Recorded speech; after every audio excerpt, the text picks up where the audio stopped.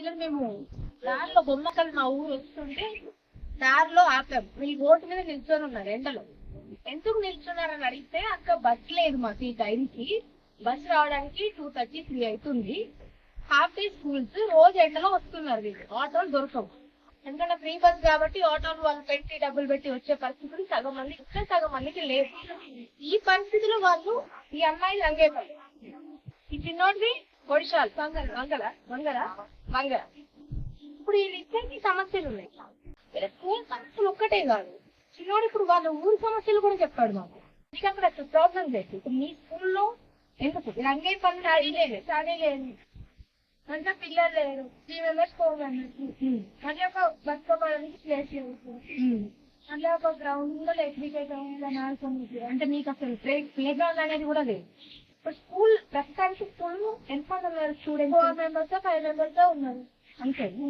ఈ 4-5 members కి teachers లేరు, ఇద్దరే టీచర్, ఒక సార్ ఎందుకు అంటే ఇప్పుడు తిరిగి మీ ఊరు నుంచి వేరే ఊరికి వెళ్తున్నారు. నేను తర్వాత వెళ్ళాలంటే అక్కడికి వెళ్ళాం.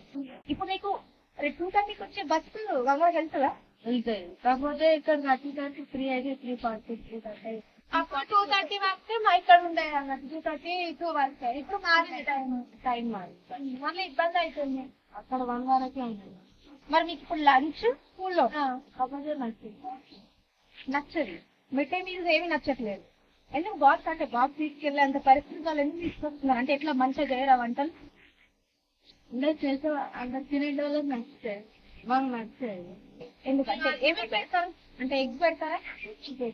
ఎగ్స్ పెట్టట్లేదు, టమాటా, ఆలుగడ్డ, పాలకూర, అంతే. మన చేసేదైనా కలిపి ఇస్తారా? అలా ఉప్పుతో మరి చెప్పొచ్చు కదా, మన సార్ ఉప్పు ఎక్కువైంది మరి మంచిగా చేయమని చెప్తారు. చెప్పినప్పుడు కారం కూడా ఏమన్నా వేయాలి.